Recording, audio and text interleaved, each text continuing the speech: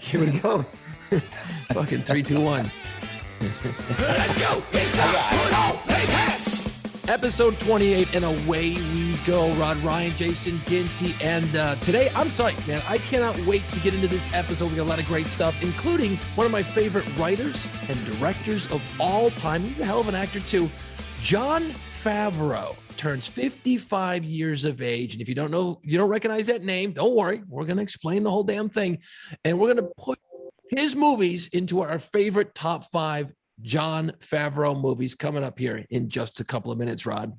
It's going to be tough because he acts, he writes, he directs. He is oftentimes not the main character in movies, but if he's in it, it counts. If he wrote it, if he is a screenwriter, if he's a director, if he's an executive producer, which I'm wondering about you because you're a superhero guy, you and your son. So I'm curious. I think our lists are going to be a little bit different.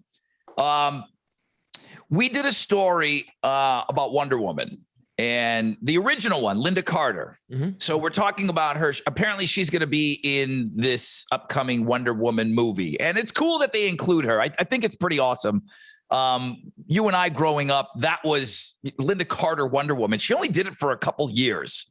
Yeah. I think it was 3 years that Wonder Woman was on television. So we're talking about it on the air. And I was telling everybody, I go, that was the first. When you're a little kid, you're just trying to find your way. And that was the first girl I hung up in my room when I'm a little kid. Okay. Wow. I hung up a Wonder Woman picture. And then my mom's like, what are you doing with that? You like that? I'm like, she's all right. Oh, what? Never mind. She's all right. But why do you have that hanging in your room? Shut up. You know why? Shut up. And man. Yeah. So I'm a little dude. And the very first chick I hang up is Wonder Woman. Wow.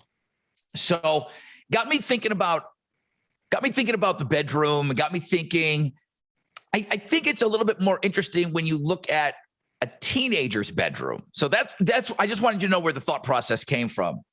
So I started thinking about my teenage bedroom because later on in the podcast, we're going to be talking about heavy metal garage or heavy metal parking lot, right, which is it's celebrating its 30th year, I believe.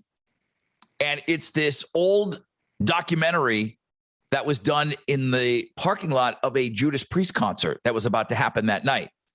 And that, again, got me thinking, Judas Priest in my teenage years and in my high school years, Judas Priest is one of the posters that's in my room.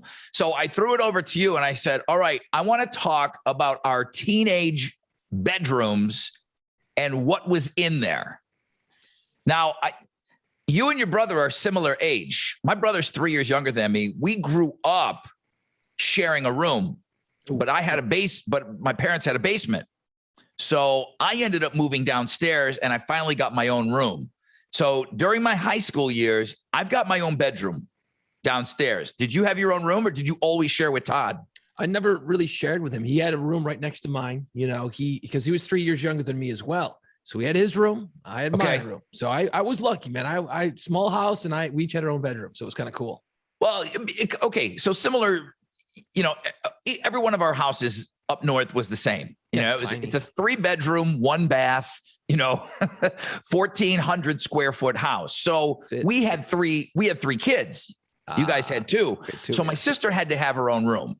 So the boys, we did it just like you saw on Brady Bunch and stuff. My brother, we put tape, you can't come on my side of the room. And we had just knockdown, drag out wars. But when it really got interesting is when I was able to move down in the basement. My dad framed it out and everything. And through the end of junior high and in high school, I'm down in the basement, bro. And it was awesome. So I wanted to talk about your teenage bedroom. Oh, God. And what was going on in there. Well, I think what's going on in there, dude. I don't think I have to get into that very much. Well, yeah, I'm sure the cranking was legendary. I want to know what it looks like. Walk me through your teenage bedroom. Dude, if guys could get pregnant through their own belly button, I'd have 10 trillion kids. Holy shit. There wasn't a sock that couldn't stand up by itself. We don't want to go down that road. Jason's mom was like breaking towels in half.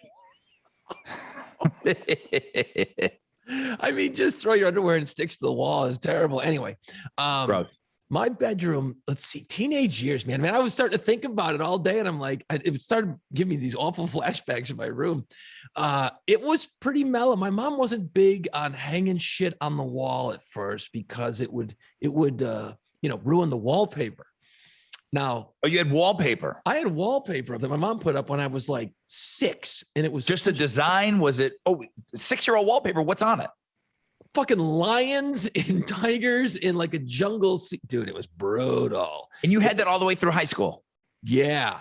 So then when I was like, yeah, this is why it got wild, man. She's like, I don't want you putting shit on those walls. And I'm like, Mom, I'm like 15 and I got fucking lions up here. My buddies come over to play, cards or whatever we were playing back then. And it's embarrassing as shit to have these fucking little kid lions. I had blankets that matched.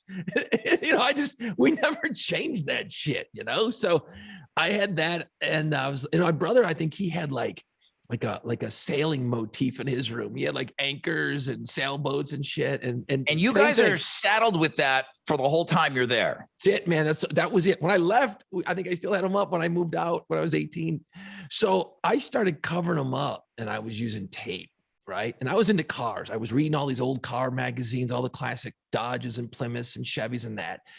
So I'm like, I really liked all these cars and I was reading about them and learning about them. So I started cutting the pictures of cars out of the magazine and sticking them up. I'm like, that car's cool. I like that car. I want one of those one day. When I get older and get a job and get money, I'm gonna want one of those cars. And I started putting them up. So I was like sitting there, I had like 6 or 7 of the pictures up and I'm like, hey, wait a minute. If I keep going, no more lions and jungle bullshit. I can cover my whole damn room. Boom, light bulb went off. And then, I didn't have Wonder Woman because girls weren't going up on my walls, dude. That was not allowed. That was when Wonder Woman went up when I was still splitting a room with my bro. So that's when, Wonder Woman is 70s, right? Yeah, this is late 70s thing. Yeah, I'm still in the bedroom with my bro, and I put Wonder Woman up. Yeah, no girls on the wall, really, man. I didn't have any Farrah Fawcett, no Wonder Woman. I'm sure I must have snuck some in there somewhere at some point. But then it came into the music, got big. Then it was Van Halen posters. And I had a Quiet Riot poster up, the Mental Health album, that crazy, the Straight Jacket picture from that album. Oh, that's a good one. And then I had just other music shit up. And then boom, I covered the whole fucking room, And then, of course, anytime my mom walked in, she's like, yeah, this is great. This really makes that wallpaper look better, I'm right. Like, you're never going to get along with your mom and dad when you're a teenager like that. So, but yeah, it was pretty just cars and bands. It was really it. It wasn't anything crazy. I kept it and it was all like nicely put together and I'd frame shit around. I'd take car pictures and go put a frame around the Van Halen poster, and I'd try to make it look decent and cool.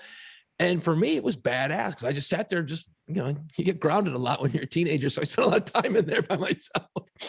So I had cool cars to look at all the time, So I had 3 of my wall. I'm down in the basement. And if you saw the podcast where I did it from my mom's basement, you saw that wood paneling behind me. So that, my dad must have had a good deal on that because he put it everywhere. So in my bedroom, 3 walls were paneling. And then 1 wall was just sheetrock that I think we painted. My mom and I, we painted it. And I had a waterbed down there that I bought used from somebody. Somebody that came into the restaurant. I'm already working in the restaurant. And I bought a waterbed from a used waterbed. Now, okay. If you don't know, a waterbed, no matter what season it is, a waterbed has to be heated. Okay. Right. They had this little pad underneath it and a wire, and it would keep the waterbed at a decent temperature. Okay.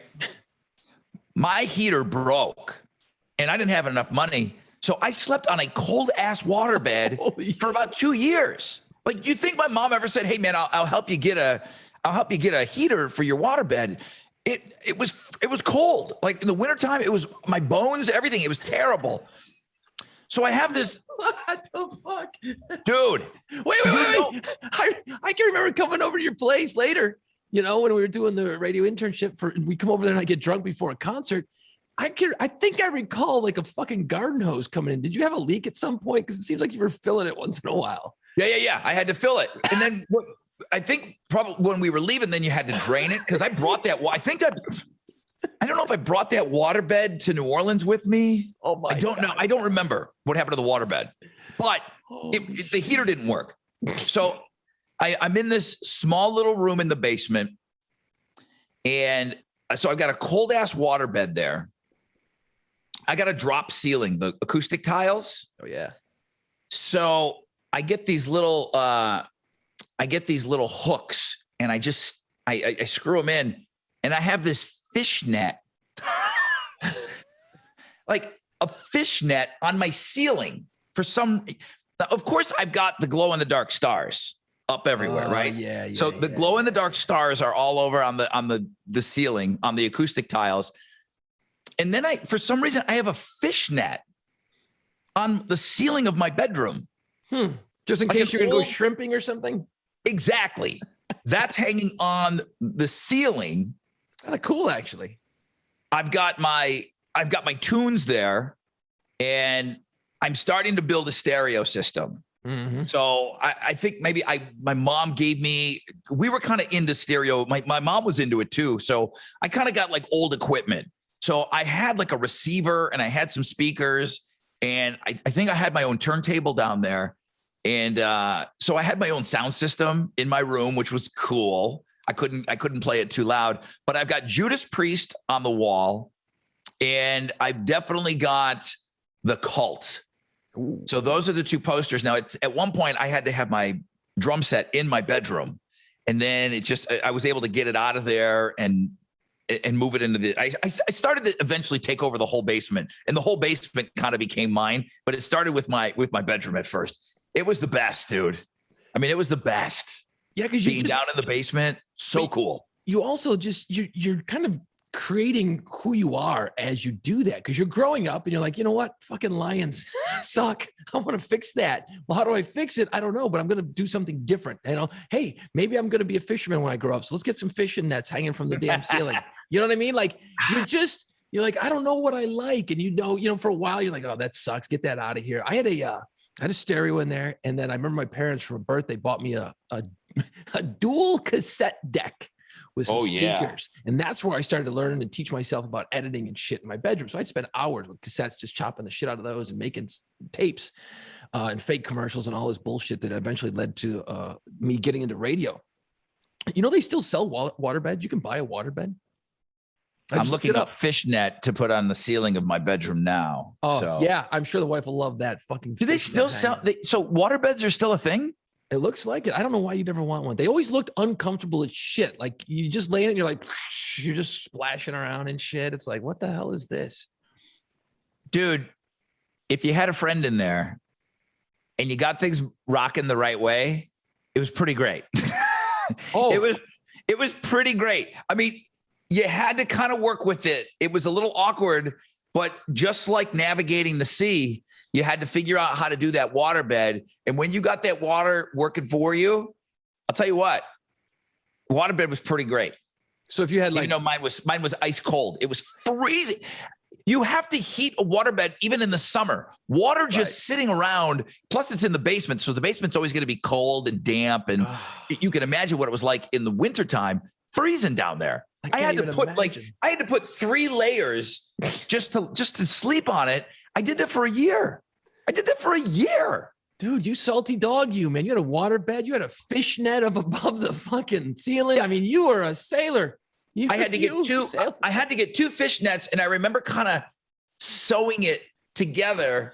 And I needed 2 nets to cover. I don't even know where the idea came from putting fishnet on the ceiling of my bedroom. I remember like a brown fishnet. I remember I bought a stereo system. I made some money, and I put a stereo in, and I had speakers, and I was like, okay, well, you know, when you buy the stereo, you've got the receiver and your, you know, whatever you had, your cassette deck or your CD player. And then you had the big tower speakers. Everybody had those huge fucking speakers, that was sat next to it. Well, I didn't want them right next to it. I wanted to have them on the other side of the room. So I had my bed set up and I had my receiver and all my stereo components to my left. And then I wanted the speakers on the other side of my room so that I could be laying in bed and the speakers would kind of blast towards me, and I'm like, okay, that's what I want to do. But then since I'm such a fucking, nerd, I didn't want the speaker wires just dangling on the carpet and shit. So I pulled the molding off and I'm running the speaker wire behind the molding. Oh, so I would have got my pretty. ass kicked. Yeah, it didn't go well because I fucked it up and I broke the molding and it's like, yeah, that didn't work out well. That was a bad idea. That was a really, really bad idea. Now, Ron, I know you took over the basement. What point did it go from you had your bedroom in the back because you came down the stairs and your bedroom was way in the back where all that sailor stuff went down. You eventually, like you said, just creeped it out. But when I came over, of course, you were in your probably early 20s at that point. Like you had a bar downstairs and you had that basement was freaking cool, if I recall. Now, maybe I was just young and drunk at the time, but it seemed pretty badass down there. It wasn't cool. It was kind of cool. I mean, it was ghetto fabulous. I mean, all of that stuff. I mean, I never bought anything. If somebody must have given me a couch or somebody that we knew was getting rid of a couch. So we said, well, okay, well, let's kind of clean out this area here. Let's put a couch. And then somebody was getting rid of an entertainment center. So the entertainment center went, okay, let's put it. Then I went out and I bought a television. And now I've kind of got, I don't think I paid for anything except the TV. That's the only thing I paid for. Everything else was the bar down there. The bar was garbage picked. Okay. I found that bar in a garbage. Okay. And it was just like a small little tiny bar. It had blue fur on it and it was like a black vinyl top and just a couple of shelves. That's all it was. Wait. You probably garbage picked it out of the same guy's yard where you bought the waterbed. It sounds like the same dude, man. Like you just became that dude. But this is what I remember because I did move down there probably at the junior high. I that's when I first moved downstairs. So I talked about the drop ceiling that I had. You know what that means? Like the acoustic tiles, right? Yeah, it's got the frames and you've got those little, if you throw something at them, you can throw knives in it and they'll stick. We used to have them in the school. Acoustic tiles. Yeah, sure. You sit at your desk and you take your pencils and they'd be sharpened and you throw them up as hard as you could to try to get them to stick in the ceiling. Okay. So I have a water bed. Okay. Jesus. What don't I have? I don't have two mattresses. So every kid hid their Playboy magazines or whatever mags they had between the mattresses. That's where every little dude, before he finds out that every parent knows that, every little dude gets a hold of a nudie magazine and he puts it between his mattress and that's where he hides it. Yep. I don't have between the mattress, do I? I have a waterbed. But I have acoustic tiles that I can slide over and now I'm storing things in the ceiling, bro. Brilliant, actually. I don't know how I got busted with mags. I got busted with dirty magazines. In the ceiling? Yeah. How the hell did that? Well, there was an opening, and I think it was just one of those where I kind of maybe I had it hanging out a little too much because there was an area where there was an opening in there for some reason. And again, we got mags. I don't know. I had older friends. Yeah. And I got busted. I come walking in the house. I come walking in the house, dude, from school. And my mom and my dad's over. So my parents had already split. So I'm junior high, but my dad's there. They're sitting at the kitchen table. I walk in, they're ambushing me. It's an intervention. And I know the magazine, OUI. Oh, Jesus Christ. That was like the dirtiest one you could get. Okay. Is it we? Yes. OUI. It's not just even Playboy. Okay. No, it's dirty. Dude, it's nasty shit. Yeah. It's a we magazine, OUI, and it's a penthouse. Okay. Which penthouse was like penetration house. Yeah. Okay. It was good. I could see you getting busted with a Playboy and just, okay, well, the kid. No, I had like nasty shit and it's sitting on the table and my mom wants to have a talk about it. Oh, no. no. It didn't last very long. It wasn't because we don't do that, but they felt like they needed to. Hey, do you like this? What are you doing with this? Where did you get it? I mean, it's not an understanding, cool, like after school special sit down. It's what the fuck are you doing with this? Where did you get this from? Right. Whose mom do I got to call? Okay. Where did you get this from? So the acoustic tiles, I could hide stuff in there, but apparently I was dumb about it. And you could kind of, maybe I didn't put the tile back all the way. And my mom noticed that it wasn't fully, it didn't like sit back in the right way. Somehow I got busted. But yeah, mags. That's rough, dude. Because mags. Busted with mags. Mags are the worst. Because you know what? Nowadays. Mags were the best. There was no internet, kids. Well, yeah. So we had dirty magazines to look at. And there was always somebody's weird uncle or somebody. We just got a hold of them somehow. Yeah. There was some kind of a weird international trade that was happening with dirty magazines, and every kid was good for a couple of them. And and you would kind of trade them off, And I was in a bad cycle. I had some really bad ones. And that's, of course, what I got busted with. Awful, dude. Yeah.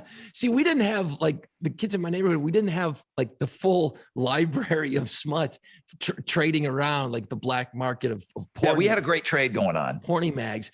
Every once in a while, a kid would get a hold of one, right? And then he'd be like, hey, man, we'd always be building forts out in the woods behind the neighborhood.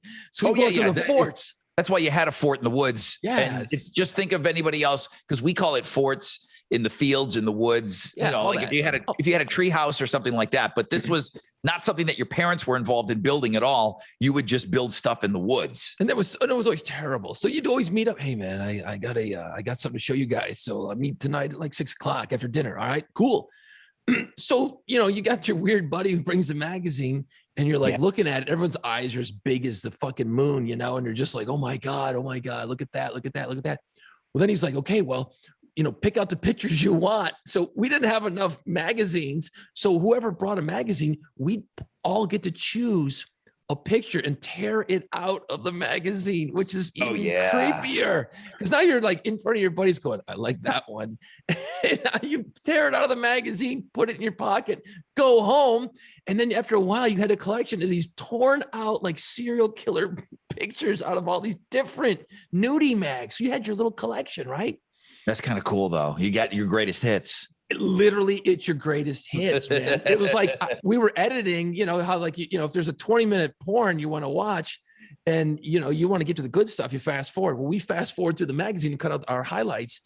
Well, I knew better than to stick it under my mattress. For some reason, I was smart enough to figure out not to do that. Where'd you hide it? I had carpet in my room, okay? And I figured out, like, when you pulled like the register where your heat would come up. Yeah. I could pull that off the ground. Okay. And then your carpet went around it, and then you put the register grate on it. And that way it it looked nice, Well, I pulled the register out one time. I think I dropped like something down there, a penny or a pencil or whatever the fuck it was. I pulled it out, and you could lift up the carpet around the cutting where the and you hid your titties in there. I lifted up the carpet and slid all the titty pictures underneath. Well, it got to be a point where you could see the hump. I had so many under there. Did you ever get busted with them? In the weirdest way, they just disappeared, and I went to look for them one day, and they were gone. They were fucking gone. And there's the shame. I walked around just like freaked out because you don't know, like, am I in trouble for this? Did your dad find him and do you a solid? No. Of course your mom's the one that found him. You think my dad found my mags? I wouldn't have had that whole intervention if my old man found them. Of course your mom's always going to find. She's going to find the towel you've been jacking in, and she's going to find the mags that you've been hiding. Your mom, not your dad. You want your dad. I found stuff of my dad's. I remember because my dad had a shop downstairs, and I think that's where I got the idea for the drop ceiling. We found some mags when we were little, when we were younger, we found some mags in my dad's shop area. And I remember looking at them going, oh my God, this is awful. Should we tell mom? What should we do? Whoa. And then we're looking at them like going, and I was like, it was the point where I was young where I was kind of freaked out. I was scared. Yeah. Cause like, what is that? What is that furry fuzz thing? What the hell is that? Oh my God. The bush back then. I mean, just the maddest bush you've ever seen. Yeah, but you didn't know what it was. You're like, what's going on down there? Why is there hair down there and all that whole thing? Insane. This is going to be wild. I remember when I was a kid, I don't know how old I was. I must have been 14, 15, maybe right on that edge of where things are getting interesting. And we were playing ball in the backyard and my dad had a pickup truck. And I don't know if the ball went in the back of the truck or whatever. Well, I jumped in the back of the truck, back of his pickup truck, now out in the wide open. And he had all these magazines sitting in it, like 30 or 40 magazines. And I don't think nothing of it. I just jump in, get the ball, come out. And Come on, Dale. Let's go. I want to hear it. I trip over the magazines and I'm like, holy shit, what is this? There was stacks and stacks of mags. Now, I don't know if they were Dale. I never thought to ask. I've never gonna ask. Hope to God. So anyway, I didn't know what to do. I had found a gold mine. Okay, because remember, growing up to this point, I was just trading off little pictures, and I had found like, my God, you got one with binding and everything. I mean, they're just magazines, all kinds of different shit. So I'm like, fuck, I bet he's gonna throw these out because they were in the back of his truck. It was late in the evening. He probably thought, I'm gonna take this shit out. Ooh, he'll never notice this one gone. He'll never notice this one gone. Boom. This one. There you go. That's exactly it. So I went through and I was like, holy shit. So I just grabbed like 3 different mags and we had this is so fucked up. We had a wood fireplace, right? So we were always chopping wood back in the day. All summer long, you'd be chopping down trees and splitting wood. And we had it all piled up behind our garage outside. So I thought, hey, wait a minute. I'm the only guy and my brother who's younger that went out and got wood and brought it into the house. So I thought, why don't I just roll these magazines up, slide them in between the chunks of wood, right? Deep in there, cover them up. And then anytime just store them?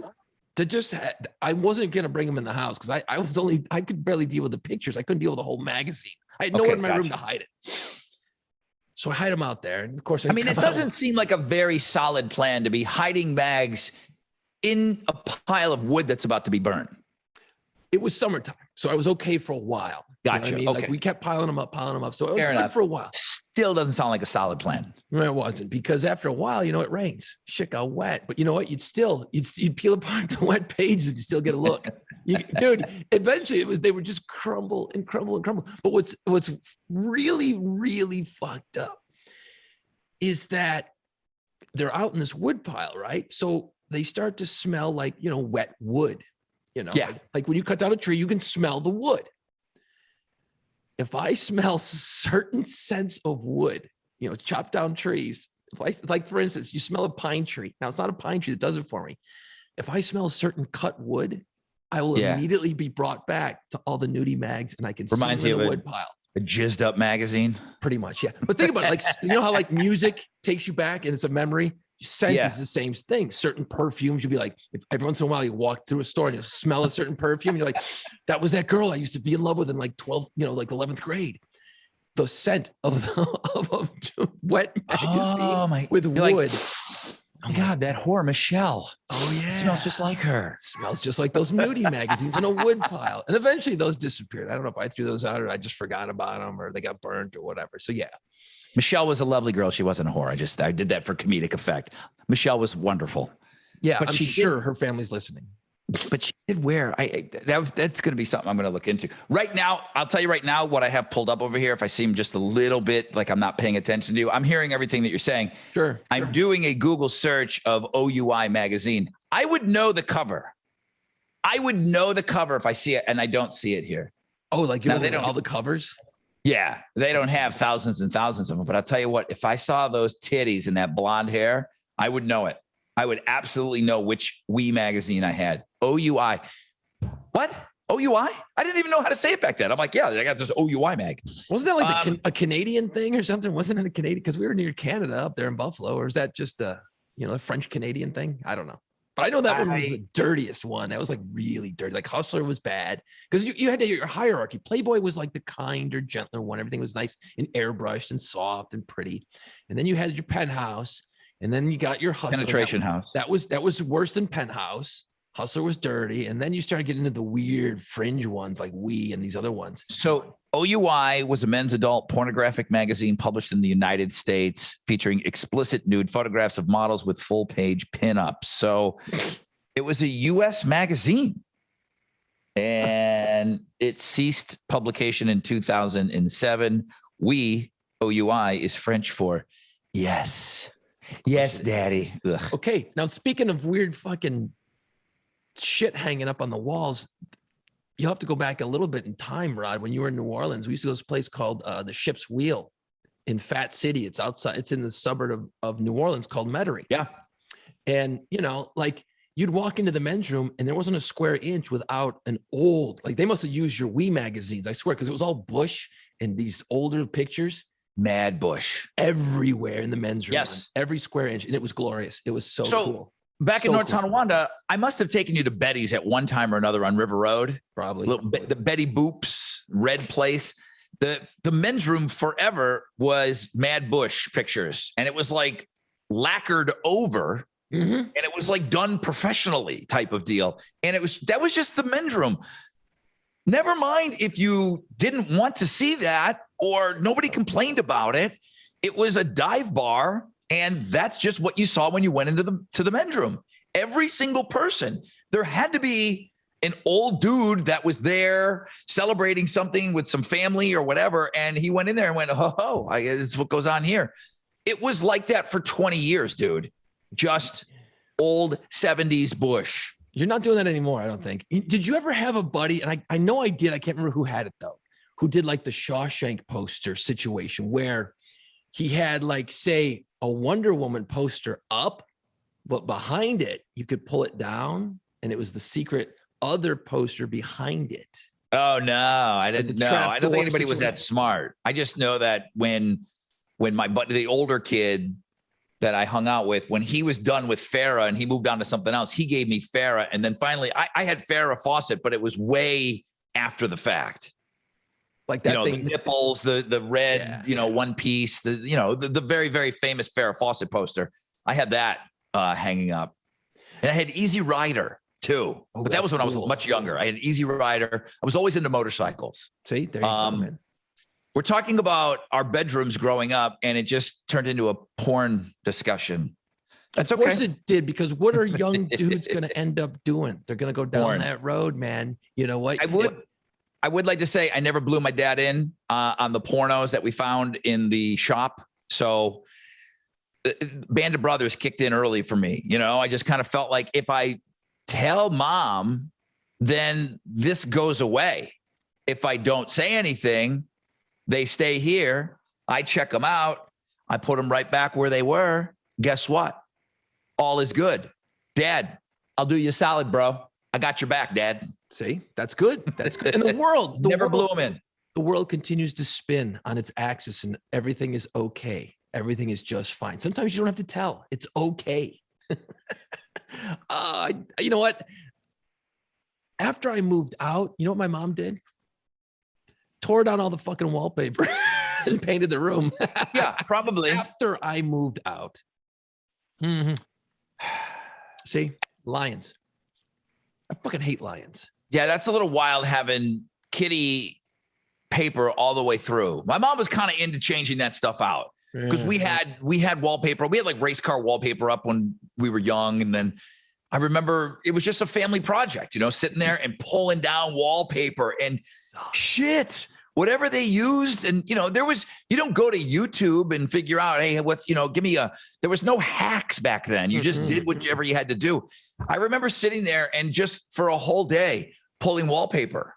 And it was just usually one accent wall too of wallpaper. Yep. But yeah, I remember like painting walls and doing that stuff with my mom. She changed that stuff out quite a bit. But we were into wallpaper in our house. There was wallpaper everywhere. Yeah, it was weird how like wallpaper was like the big thing in the 70s and 80s. Wallpaper was everywhere. I think there wasn't a room in our house that didn't have some shitty, I don't want to say shitty. Yeah, it was. It wasn't my style wallpaper. My mom loved it. My mom loved it. We had all kinds of weird shit in our house growing up, but it looked cool. I mean, they did a great job with it. Just wasn't my thing. You know, it'd be cool if I could find that Wii magazine that I had. Oh, Damn it. dude. You know what? I'm sure there's collectors who sell that shit on eBay. You could probably get a mint copy. I'm telling you, I promise you, I could visualize it. I could draw it. Like if you give me a sketch artist, bro, we could draw this chick that was on the cover. Oh, I loved her. You know what? You could actually probably figure out the year or two. You could probably give yourself a window of time and then go back and look at it that way. We got mags that were 6 years old. We didn't get the freshest thing off the fucking shelves. Oh, you're right. We got stuff that was weird from creepy old dudes and creepy. I don't even know how we got them. I think we garbage picked some too. I remember garbage picking on the way to school, and you just saw a stack of mags. But you're gonna go look. If you see like a bag and you see a bunch of magazines in there, you're hoping that somewhere in all of those mags that there's one Playboy. And it happened. We found the mother load one time. Oh my God. We found the mother load. We found a whole bag of mags once. It was the best. It was the best thing ever. And then I just remember, 6 of us with a big sleepover at my buddy's house, and 6 of us just going through mags all night. Didn't sleep at all. No, how can you? You're like so jacked up and so excited. Did not sleep at all. Coming home, and I remember, my mom complaining, like, no, you're not going over there again because you don't sleep. You're coming home. You're in a terrible mood. I'm like, no, Mom, I promise I slept. We didn't fucking sleep a wink. All we did was go cover to cover each one, and we just passed them all around. We found a whole garbage bag. Like when I say garbage bag, a brown bag full of magazines. We were up all night. We didn't sleep. Dude, garbage picking Best night of my life was the greatest. Garbage picking was the greatest because you could find so much shit. Whether it was one night you'd find magazines, next night you'd find a bunch of wood and you're making ramps and you're jumping ramps in your street on your bikes. Like garbage picking used to be the best. Like you'd be hanging out, like, what do you want to do? Oh, it's garbage night. Let's go drive around. Let's go cruise around the neighborhood, see if we can find. You end up dragging all this weird shit back to your house and building stuff. A bar was in the garbage. Some weird little 70s weird bar that, okay, I'm putting this in the basement. That you moved to New Orleans. That shit was in our first place we rented in New Orleans. I think you brought it down. I did bring that bar. Yeah. That bar came with us, didn't it? Holy shit. You brought a garbage picked bar across the country, dude. Yeah.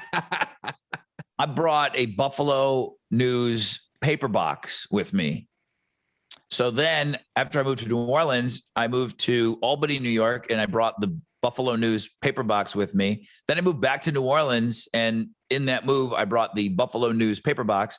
And then I moved to Houston, and then I brought the Buffalo News paper box. It's still here. I still have a Buffalo News paper box. I'm talking like one of those, not a little mailbox. I'm talking like a kid's toy chest where when you delivered papers, that's where they put them in front of your house. You had a paper box sitting in front of your house, and that's where you did your inserts and everything. I have one that I stole before I moved. I was going to say, I know you didn't go out and buy that thing. I'm sure you garbage picked it, You couldn't. No, I took it out of somebody's front yard and said, this is coming with me to New Orleans. Sweet. What an idiot. Good job. Still here. That thing's been rolling around the country, dude. All right. Are we going to talk some Jon Favreau today on the show? Totally, dude. I freaking love this guy, man. One of my favorite writers, directors. He's been in so many movies you don't even realize it. After doing a little bit of research tonight, I was like, holy shit, I forgot he was in that. And we're gonna go down a rabbit hole and do our top 5 favorite Jon Favreau movies, and we'll quantify everything like we always have to, because there's never a fucking simple way to do these top 5 lists. That's for sure. Coming up. But first, I want to tell you about Lucky's Pub West, I-10, and Barker Cypress. College football all day long on Saturday. And of course, got all the NFL games on Sunday, and postseason Astros baseball, all on over 40 TVs. And when you get in there, the specials, get the specials, great game day specials, amazing food, best pizza on the best side, the wings, absolutely incredible, burgers. And of course, I love saying this part, the famous Philly cheese steak egg rolls. Like, walk in the door, sit down, and when you order your drinks, just order those. Just get it done. You don't just get some. That's all you got to do, man. Lucky's Pub West, I-10 at Barker Cypress. All the games, man, on over 40 TVs. Lucky's Pub, I-10 at Barker Cypress. All the information on the Lucky's Pub Facebook page. Jon Favreau. People are like, who the fuck's that guy? I really would like to find that Wii magazine. I know you do. Damn it. I know you do. Okay, I got to get out of here. Okay, Jon Favreau, you got me. I'm totally on board with this. He's turning 55 years old on Tuesday. Okay, so Jon Favreau, who the hell is he? If you've watched the any of the Avengers movies, because that's going to be the biggest net I can cast. Was his intro to that world via Iron Man? He directed the first Iron Man movie. Okay, but is that his first taste of getting into superhero-dom and in that, I guess you guys call it a universe? In the Marvel world, yeah. I think that was the first one. Iron Man was just, awesome. If you never saw it, which I mean, there's like 6 people who haven't, it was incredible because nobody knew who the fuck Iron Man was. If you were just a fair weather fan, I didn't know who the fuck Iron Man was. I'm like, what? And then I saw the previews. I'm like, oh, that looks like kind of cool. But then the movie was so good, you became a huge fan of Iron Man just right out of the gate. And I didn't realize it till the end when I saw the credits roll that Jon Favreau directed the damn thing. I'm like, no way. And he played, Iron Man's assistant or whatever, his butler, his helper, security guy. Also. So the first time that I think we all saw Jon Favreau was the movie Swingers. And that's where it got started. Yeah. And he wrote that, and it's him and Vince Vaughn. So again, we're just trying to build who this guy is. He's responsible for the Mandalorian. Yeah, that's his. My list, I'll tell you right now, because I'm not superhero guy, and I know you're watching this stuff with your boy, and I don't know how much Mandalorian stuff you got going on over there, but I'm out of all of those universes. So I think our lists may vary wildly. Yeah, probably. I mean, I kind of stuck to stuff he wrote or directed. I really did. Okay. I mean, I didn't go in or the started acting world. Sometimes he wrote, directed, and starred in these movies. So I mean, he's one of these guys that you're just like, wait a minute, that's him too. Wait a minute, he did that. You just start going, holy shit, this guy's really freaking talented, man. Yep. It's one thing to be like, okay, I'm a Star Wars nerd, so I'm gonna do the Mandalorian. That's awesome. But then he gets involved with all that Marvel stuff, and he was involved in a lot of those movies behind the scenes, writing and producing and executive producing, and then acting in a lot of them. And it's like, okay, those are different worlds, man. Those are just different worlds. A lot of times you stay in your lane. Not him at all. He's a very unlikely, unbelievably super successful guy.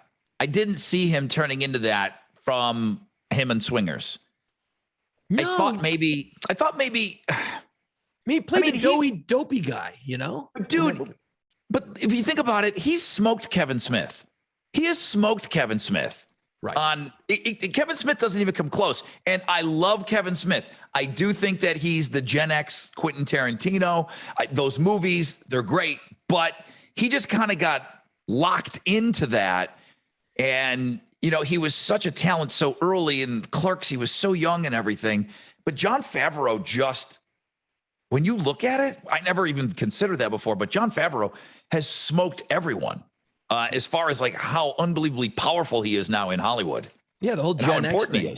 And then, really, Rod, when you think about it, we always talk about music on this podcast about, the grunge era in the 90s, because we grew up in it. We came up in it. But, when you think about the whole pop culture situation, the music in the early 90s and the mid 90s was just exploding all over the place, right? It was incredible. We were lucky to be in the midst of it all. But then you start thinking about, okay, music was changing. Movies were kind of changing as well, because think about the Gen X time period. You had Kevin Smith, you had Quentin Tarantino, and then you had Jon Favreau, all very different styles, but very unique writing styles. The movies had just better dialogue. All their movies had great dialogue, and a lot of it seemed like very weird and mundane and kind of like, why would that even be in the movie? But they were great, pieces of dialogue, like in Clerks talking about Star Wars all the time. You're like, what the fuck are they talking about Star Wars for? Who gives a shit? But it fit the movie, and it was great. Because it's how people really talk. It's how people converse with one another. And going back to Kevin Smith, he showed it in a way that, yeah, that's what we do, because it was all those people were our age, and and he's the same age as the people that he's putting in his movies. And Right. yeah, he was such a slice of life. But Jon Favreau has just gone on to do huge things. I mean, once you start doing Marvel Universe stuff, you're next level guy. You know what I mean? You're up there with, I don't know who these other jokers are, Michael Bay and everyone else. I mean, Jon Favreau is royalty in Hollywood right now. At this point, he can do no wrong. He probably do whatever he wants, and he's got the talent to do it. Because if you think about what we should do? We should just jump into our top 5 before we ruin the whole damn thing. You want to go first? You want me to go first? Flip a coin. All right, I'll go first. Okay. And I kind of went with the movies that he really had a lot of heavy hand in, whether he was writing it, directing it, and acting in it. I didn't put in Rudy, although that's a great movie, but he had such a small part in it. You know what I mean? Like, I didn't put that on my list. The movie Jungle Book, which, by the way, you should be able to watch it pretty soon with your kid, man. It came out in 2016. It's a reimagining. It's a whole thing. It's all this really badass. It's just a great movie. It's really, really well done. I mean, they had the cartoon from Disney many years ago. Is this just a recommendation, or is this your number 5? No, it's number 5, Jungle Book. Oh, this is your number 5. Yeah, because he did a live action Lion King, and it's not great. It's not great.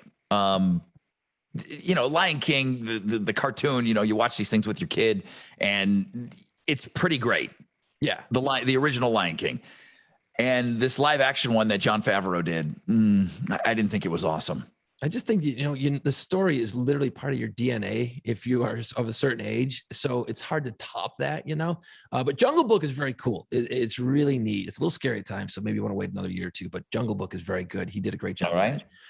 I put this in at number 4 just because it's a holiday movie. And I'm sick of seeing it, but I do watch it every year. Elf.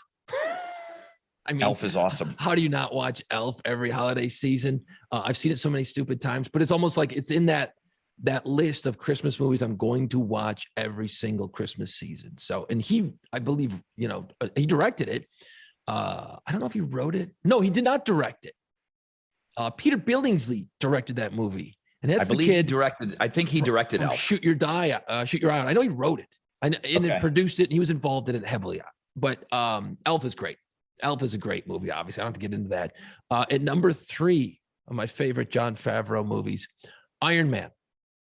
The first Iron Man is so fucking good because you didn't know what to expect. Like a lot of people who are just fair weather fans, I didn't know who Iron Man was. I didn't read the comic books. I knew Superman. I knew, I heard of Captain America, but this is all, you got to go back in time when nobody knew shit about all these B-level superheroes, or B and C level.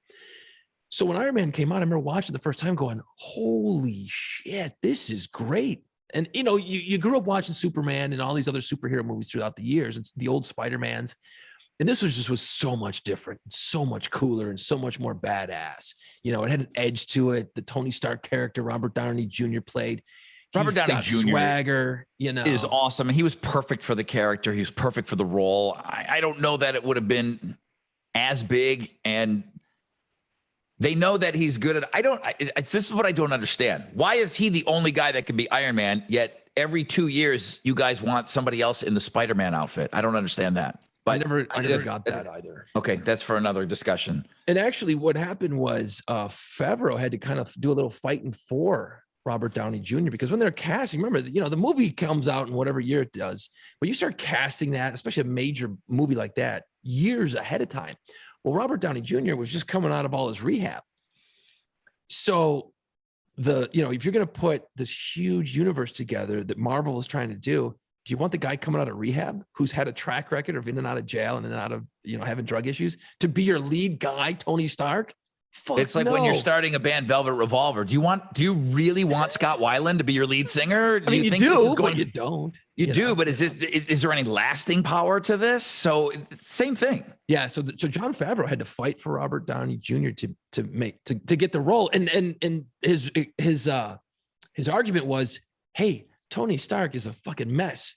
Robert Downey Jr. is perfect because he's gone through the highs and lows. He's our guy. And obviously it worked. And actually the guys, not to be a nerd, but I just read this the other day, is that without Robert Downey Jr., the whole Marvel thing that so many people and the billions of dollars it made isn't even close to the success that it became.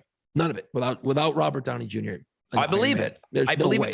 That's why somebody will be able to correct me or tell me why. But I just don't think you can have anybody else as Iron Man until he ages out. That's it. He's the guy where they seem to have a new Spider-Man and there's a new Joker and there's a new everything else. Yeah. It's like he is so nails on that character. It's going to take a long time before they're going to be able to put somebody in there that people are going to accept. Right.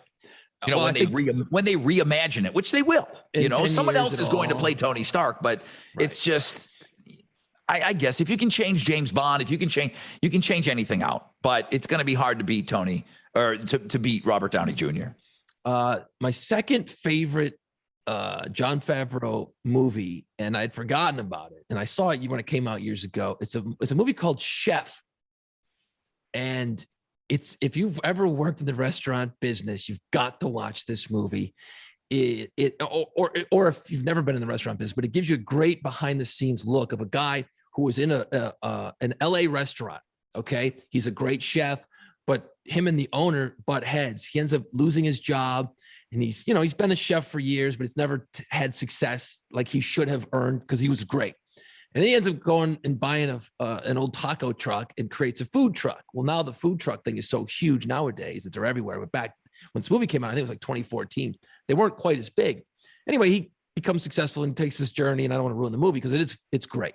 He wrote it, acted in it, produced it, and he's got a lot of his pals from the Marvel movies in the movie. Robert Downey Jr. is in the movie. He's got a bit part. I think Scarlett Johansson's in it because he had done all this work with all this Marvel shit. He's like, you know what? This big production shit's a pain in the ass. Let me go do a little. It's an independent kind of. It's got a very independent feel to it. It's funny. I did not buy Sofia Vergara as his wife. That was terrible casting. That was awful. I mean, listen, she sure is nice to look at, but she can't act her way out of a paper bag. I'm sorry. She can't. I loved her on Modern Family, but I thought it was awful casting with her as the wife. It was bad. It was a bad choice. But the rest of it was such a great story, man. It was such a great movie. And I'll probably end up watching it again this weekend if I get a chance because it is good. Chef, definitely check it out. It's really good. I don't know that I loved it. It's really, really good, though. Like, it'll catch you off guard. You will never, ever think that you've wasted a second of time while watching that movie. Absolutely not. And they end up going across country in their food truck and they end up in New Orleans. So it's kind of cool because they're, you can see shots in New Orleans in it. And then in number one, Swingers. I mean, that's where I learned about the dude. It was 1996 that came out, just moved to New Orleans. I mean, everything was, the music, that was like the peak 90s of everything. I mean, you had all these great movies that were out, Pulp Fiction had been out and, Swingers is out, Clerks is out. All this shit is out. The music is huge. The movies are great. I mean, things just exploded. And anytime Swingers is on, I will end up just watching a little bit of it. It gets a little annoying at points. At this point, seeing it so many times, but there's so many great scenes in it that you're just like, yeah, great scene. And then I punch out. But yeah, Swingers, number one. That's the one that he wrote it. And then they were going to try and produce it themselves with Vince Vaughn. And then they got another guy and they kind of showed the script to some friends. Some guy goes like, let me direct that. I can do it. Well, then they had to find money and then they made it for like $300,000. It's a great movie. Did you ever see the movie Made? Which some people think it's kind of a part two. It's not. I don't think it's the same characters, but it's the same playing back and forth between Vince Vaughn and Jon Favreau. I never saw it. Everyone said that Vince Vaughn is like obnoxious in that movie. It's okay. I didn't love it. It was good. Does it give a Swingers 2 vibe to it? Nah, it's just because it's the two dudes. I mean, no, I don't think there's no continuation. There's no nothing. It's just okay. I never saw it. It's the two of them acting together as friends. So they're acting, they're different characters they're playing, but how far can you really go with that? You know what I mean? So, but Made was good. Okay. It's been a while since I've seen it. So yeah, Swingers still number one. And he's made, I mean, obviously I'm putting Swingers against like Iron Man 2 and all the other shit he did. But, you know, I mean, I already got an Iron Man on the list, so I'm not going to put another one on there. So I told you that I'm out of the Mandalorian, and I'm out of that. I'm out of the Star Wars universe. I am completely out of the superhero universe. And so whenever my kid wants to watch that stuff, then I'll jump in and I'll be glad. Yeah, it's good. I don't know how you guys sit through 4 fucking hours of crystals, and I don't know how you sit through it. I don't know how you do it. But it's coming. I'm sure it's coming. It is, okay? and you'll enjoy the ride. It's some of it that's a little bit long in the tooth, and you're like, "What the fuck?" They're always chasing a shiny object, man. That's it. That's all these superhero movies are. But you want to break it down? Everyone's always chasing some stupid shiny object at the end of the day. That's it. But what happened to movies being an hour and a half? Why does everything have to be 4 hours? Like, dude, come on, edit judiciously. Edit judiciously, and then just make another fucking movie at the end. You know, you got enough junk. And 4 hours is way too long, man. Okay, So if Jon Favreau is in the movie, for me, it counts. So he does play some bit parts. My top 5. In at number 5, 4 Christmases. That movie is good. Because is it the one where is he a wrestler? Or am I thinking of a different movie? He's a trained UFC fighter. He knows pressure points. Yes. So he's Vince Vaughn's brother, okay? And he's in it quite a bit. I can't say he's in it quite a bit, but he steals him and Tim McGraw. Yeah, they steal it.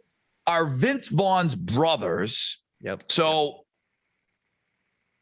I think his name is Denver. Tim McGraw's name is Dallas, and Vince Vaughn's name is Orlando. They were named in the cities they were conceived. Vince Vaughn goes home for Christmas, and he brings his girlfriend to the house, and his 2 brothers are there, and they beat the shit out of him. Jon Favreau is his brother, and like I said, and Tim McGraw, and they beat the shit out of him. It's so funny. Yeah. And the thing about Jon Favreau, man, he goes up and down with his weight. It's insane. He looks different. Sometimes he looks totally jacked in movies, and then sometimes he's thin, and then sometimes he's heavy. It's insane. That guy he fluctuates so much, but he is so funny in that movie. So 4 Christmases. Yeah. Put that on your list too for a movie at Christmas time that should become a regular watch. It's good. Yeah, that's a mandatory Christmas movie. We watch it. My wife has it playing in the background. She likes it so much. It's one of those ones that I think she's purchased or whatever. And if there's some downtime, if there's cookies being made, there's about 5 movies that are on a loop here. Yep. That's one of them now. Awesome. All right, that's my number 5. My number 4, and I said if he's in the movie, it counts. Wolf of Wall Street. I just watched it again this weekend. That movie is great. And I did not know we were doing this assignment. And if I hadn't watched it this weekend, I would have forgot that Jon Favreau is in it. But Favreau is in it, and he is like a counselor to Leonardo DiCaprio's character. And there's a ton of there's a ton of people in Wolf of Wall Street. So everybody's in it. Like you said, you know, he's not always the main focus of the movie, but he's in it. So I put Wolf of Wall Street in at number 4. Good movie. In at number 3, I had to do it. Rudy. And again, he's Rudy's friend. He goes away. He comes back. He's not a huge character in the movie, but again, it's Favreau and Vince Vaughn in Rudy. And I think Vince Vaughn, that is his first movie. He's a wide receiver on the football team on Notre Dame with Rudy. And then Jon Favreau is the chubby friend. Right. So Rudy's in at number 3. In at number 2 is Elf. Elf's great. Elf is every bit as good as You'll Shoot Your Eye Out, A Christmas Story. And I say it every year. I think is it AMC? One of the channels runs Christmas Story 24 hours. That's been going on forever. Yeah, that's brutal. So whatever channel does it, why won't somebody buy Elf and counter program? I think Elf could run back to back to back to back. 24 hours of Elf, I think it's worthy. I really, 100% I do. I think it would give Ralphie a run for his money. And I love A Christmas Story. And I love having that on in the background at Christmas time too. But Elf is just as good. And Jon Favreau, I think, wrote, directed. I don't. It says here on IMDb he directed it, but he's in it too. He also plays the doctor that they get the blood work done, and they show that Buddy the Elf is James Caan's son. You know what? I haven't watched Christmas Story in a long time. I think I just kind of watched it so much as a kid. It doesn't resonate for me anymore. It just feels a little old. I'm more in that elf world. I still love A Christmas Story. I do. We're going to have to do a Christmas list. I was just thinking the same thing. Yeah. We're going to definitely have to do a top 5 Christmas list. And then number 1 is Swingers. Yeah. It's his first big breakout movie. Not his first movie. No. Dude, did you ever see a movie called PCU?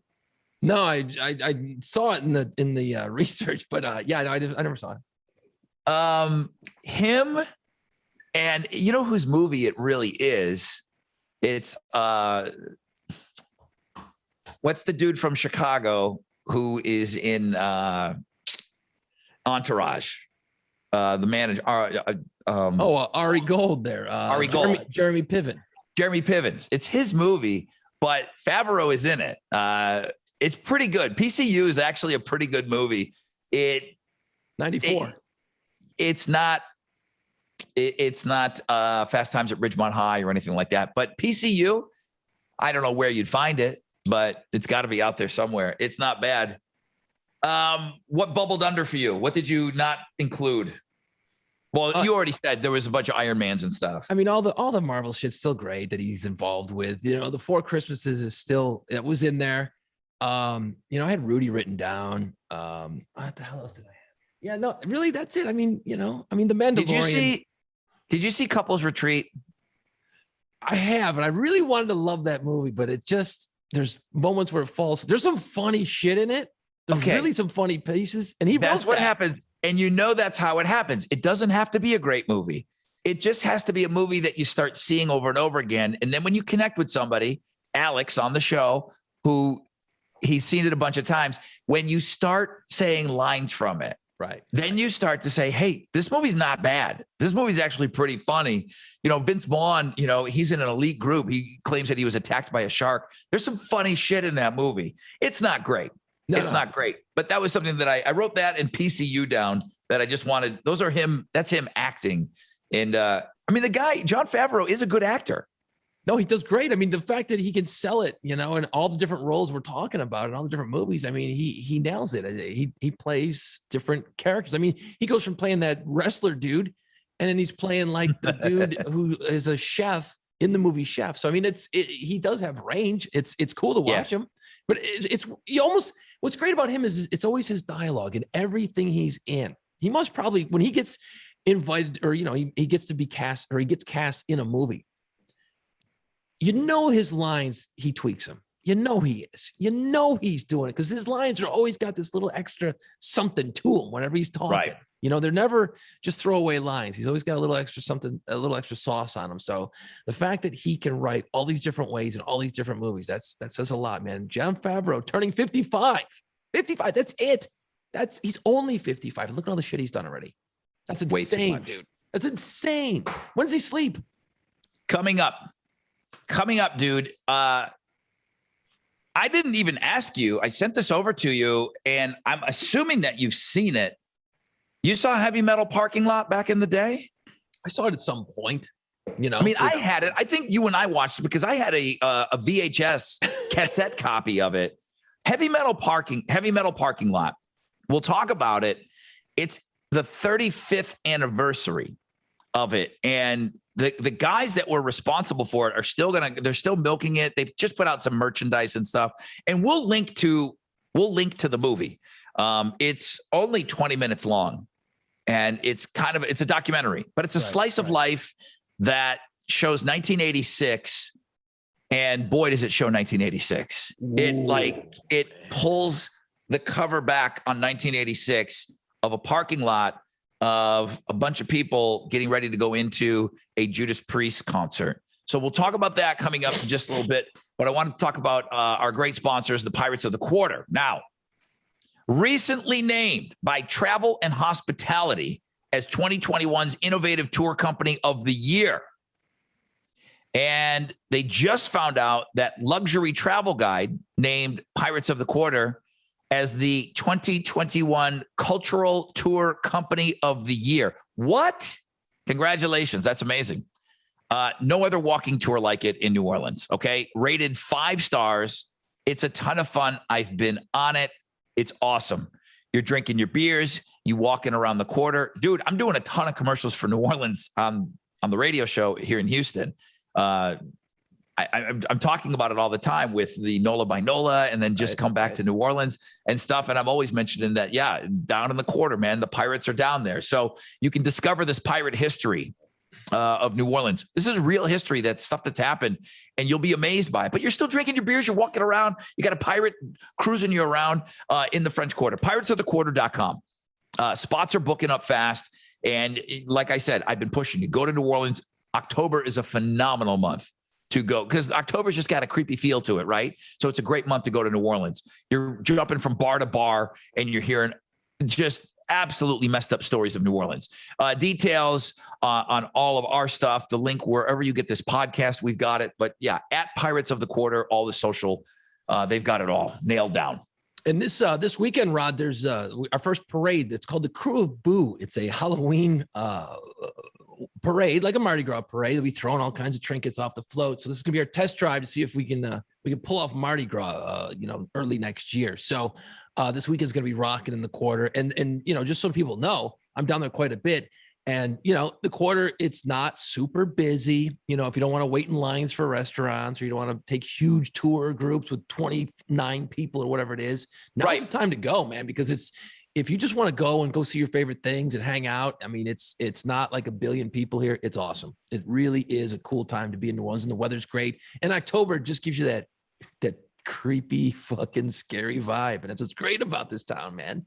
You don't need Halloween decorations. People decorate all over the quarter, which really adds to it. They don't need to, because the quarter in the evening time, little fog rolls in. It's perfect. You don't need anything, man. That's why they film so many scary things there. Yeah, it's so great, man. So, October 20th, 1986 is the year. Here we are. We're on this anniversary right now. Heavy Metal Parking Lot. That's the name of it. It's a 16-minute documentary, and it was filmed earlier in 1986. It looks like it's kind of the summertime, because there's a bunch of like burnout stoner dudes with their Levi's on and their leather belt, no shirt, half shirts. There's half shirts, no shirts, bro. And it was filmed, I believe, in Maryland. So think Washington, D.C., Maryland area. And so it's 35 years now. Here we are. We're on the 35th anniversary. This movie, nobody knows about it in 1986. Mm-mm. Nobody knows about it in 1987, 1988, 89, 90. I'm not getting Heavy Metal Parking Lot. I'm hearing about it, but there's no internet now. Okay. So it's, what it kind of reminds me a little of? The Jerky Boys. I don't know. I just got a dubbed copy of the Jerky Boys. The Jerky Boys started in New York, and right around the time that the double cassette boom boxes came out, the Jerky Boys were these guys that made these prank phone calls. Right. Well, people started dubbing copies of those tapes, and I had a dubbed copy of the Jerky Boys. I just had it. I don't know how I got it. I just got it. Right. Eventually, I got a dubbed over VHS of something called Heavy Metal Parking Lot. And it was already a little dated when I got it. So if it was filmed October 20th, 1986, I may have gotten it almost 10 years later. I think I got it in 95, 96. 10 years, a full 10 years later, I get a copy of this thing. And I am so fascinated, because these are kids, all from all different age ranges, but these are 19, 20-year-old kids getting ready to go into a Judas Priest concert, doing exactly what I did in another part of the country. And you're starting to realize, wow, everybody's the same.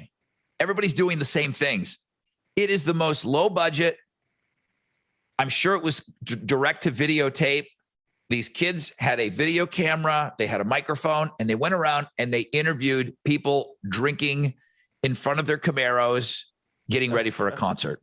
Just getting it's amazing. It's an incredible 16-minute documentary that if you're younger than us, because we laugh at it, we're laughing when we're watching this. Fucking terrible. But if you are Gen Z, you're not going to be interested at all in it. You're just going to think it's dumb. I think millennials will get a great laugh out of this. And I think you'll think it's very funny because you'll see maybe Gen Z, those are going to be your parents that are out there smoking weed before a Judas Priest show. Dokken is opening up that night. The short shorts, the girls, the hairspray. Dude, I watched and I went through it quickly before we did the podcast today. I hadn't seen it in years. It's amazing. It's an amazing thing. It's funny. It's 35 years now. The reason we're talking about it is because and I don't give a shit. They're selling coffee mugs and pictures and stuff like that. And it's silly. I'm telling you, everybody has to watch this like it's the History Channel because it's history. It is history. And that's what's great. Like I just went and kind of flipped through a bunch of it, today. And I just realized, God, the quality was just shit. You couldn't hear half the stuff that was being said. It's all over modulated. It's just terrible work, but it works because it paints the picture of dudes just pulling beers out of the back of their Monte Carlos and just, they're fucked up and they're so damn excited about going to see Judas Priest. They can't wait. They're jacked up. They're getting hammered. And like you said, they're doing it in 86 in that parking lot. 86, I was like 15, so I wasn't quite going to doing that just yet. 89, 90, 91, 92, next time I go to a concert, I'll be in a parking lot chugging beers before the show because it's what we did. When you and I in Buffalo would go to a show, we'd either pound beers like near the stadium, you go to a club, you're not gonna tailgate like this. But when you went to a stadium show, we go, it was the Odd, it was our, it was the Toyota Center, your arena.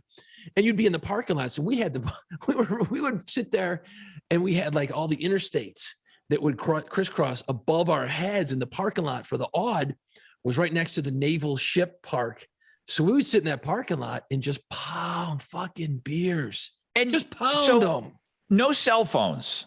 No, there's no pictures. You're just saying, hey, I'm going to see you in the Naval Park, right? I'll be there. I'll be in the Naval Park. You just would walk around and look for your friends and you would try to pick up chicks and you're drinking beers and you're getting fucked up in the parking lot. Yeah. So somebody took a video camera out and started filming all these people. Again, it's only 16 minutes, but let me tell you what I saw. Okay. So when you look at this and if you're young, you're going to remember and think about this, Jason, when you're outside of the venue and you see buses. Is that a magical thing or what? Am I going to get a glimpse of Don Dokken? Am I going to see somebody from Judas Priest? There would be people hanging out behind the fence and just waiting to get a glimpse because there wasn't a lot. If you all you had were like metal magazines. Back then, there wasn't this influx of, everything on the internet and you saw everything, every moment of these people's lives. Rock stars were rock stars back then. There was a group of people. Now, that wasn't always the most important thing to me. I was more about partying with all my friends and stuff. Right. But if you wanted to get a glimpse of a rock star, you would hang out and just wait behind the fence and you would wait to see them come out of their buses to go into the state. And you don't even know if they were already in. You have no idea. You'd be asking, hey man, is anybody on that bus? Is anybody still on the bus? Are they already in? Chances are they were already in. So you see buses in this thing. You're hoping that the bands, and you get a glimpse of them. You see Camaros, you see Pintos. Oh yeah, the Pinto's the best. Right out of the gate, you see this kid. I think he says he's 20. I think the girl says she's 13. It freaked me out a little bit. Go back and watch, see if you see the same thing. One dude's on acid. Like I said, Dokken is opening up for Priest. There's a stoner on there, and he's wearing a DC 101 shirt. And that was the big rock station. And Howard Stern worked there back in the day. Right. And wherever you lived, you had that cool rock station and you wore the radio station t-shirt. For Jason and I growing up, it was 97 Rock. Yep. And that you were locked in. If you wore a 97 Rock t-shirt, you were good. You were cool. good to go if you had one. And then on the back, it said Rock and Roll Animal on it. I also saw in this 16-minute beautiful piece of history, It's fucking awful. is this huge, like a sheet from a bed, and they painted and they took the time and they made a banner that two people had to carry, and you're walking and it says Judas Priest on it. Now, if you had somebody that had a little bit of artistic ability, they would do it in the actual logo of the band. So it just wasn't some shitty spray painted thing.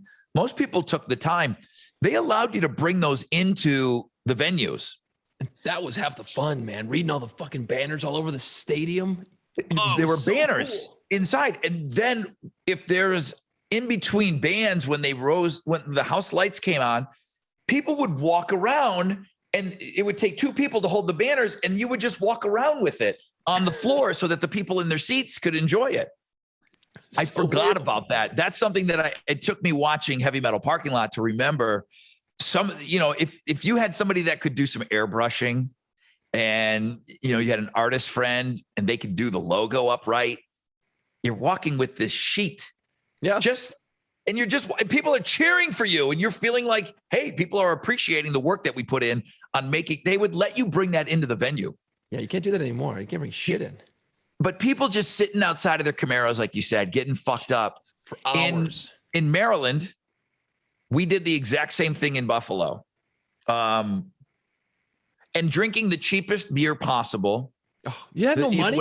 Because you wanted to get the most of it. So the most cheap beer, Old Milwaukee, was probably there. And then we would drink Jungle Juice. And we would call it would be, everybody would take some liquor out of their parents' cabinet. It didn't matter what it was. And you would bring that in some kind of a container, and you would put it in a plastic milk jug, and you'd put a little orange juice or some kind of high C or Kool-Aid or something in it. And it could have been tequila. It could have been rum. It could have been peach schnapps or peppermint schnapps. It could have been anything. It was all mixed up, and you would shake it up and you would pass it around and you would drink that before a concert, before going into Iron Maiden. You're drinking shit out, not knowing what is in there. You're drinking shit that somebody hands you out of a gallon jug. And inevitably, at the end of the night, you're hammered. You just saw the 2 hours of the show. You're all on this high. You go in the parking lot, and there's always, it seemed like it never failed. Somebody's got a fucking flat tire. Their battery won't start. Their car won't start. So you're jumping. It seemed like every time I'd go into a parking lot, there was always somebody that had something fucked up with their car because you were playing the tune. Because you're playing, because the car is, you probably turn the car off, you turn the stereo on, you got the accessories on, and you're jamming the tunes, and it's wearing down the battery, and then you just shut off the car, you go into the concert, you come back, it was always a shit show every time. And you'd get so blasted. I mean, it's funny because like I did that for shows for years. You go in the parking lot with your buddies, hey, meet me, we're going to be here. I'd see you in different places, boom.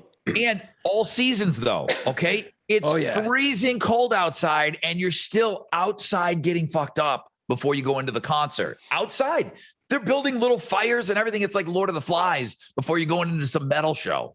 Yeah, I remember when one of the times Motley Crue played outside, or they played at like the UNO Lakefront Arena. They played somewhere in New Orleans anyway. And it was, 15 years ago. So I'm like, okay, let's all fucking meet there at like 1 o'clock, man, because let's just drink beers and hang out all day, and we'll fucking throw a football around, and we'll walk around, and we'll get hammered and shit. Everyone's like, what are you talking about, dude? Fucking, I gotta work, man. I'm like, yeah, I know, me too, but take the day off. Take the afternoon off. Let's go get fucked up. Let's do it like the old days. And nobody's like, yeah, I'm not doing that, dude. I'm not fucking 22 and it's not 1986 anymore. But like everyone had done it, so they knew what I was talking about. But here's the deal, because I understand there's tailgating at football games. Right. New Orleans is a unique place because you can kind of drink outdoors. Very few places have that. Buffalo true. definitely does not have that. And it wasn't outside. So, of course, there was a few shows at the stadium, but we're talking about being outside of an auditorium, which is like Toyota Center, like the Smoothie King Center. And we're in the parking lot, and everybody is drinking, and it was allowed. And underage, almost half the people probably underage too. Everybody was underage. Security would come by, you'd put your beers, but it was allowed.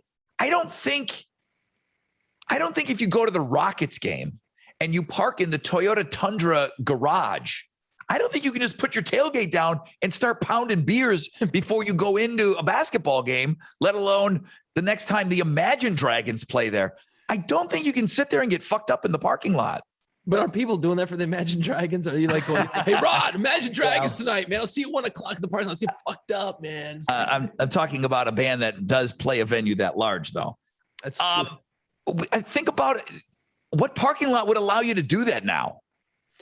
I came to Houston years ago and we went and saw Motley Crue. Remember that? It was a Toyota Center or something. I came, hung out all weekend, and we went and saw Motley Crue. And I think we just went bar hopping beforehand. We didn't go fucking hang out in a parking lot.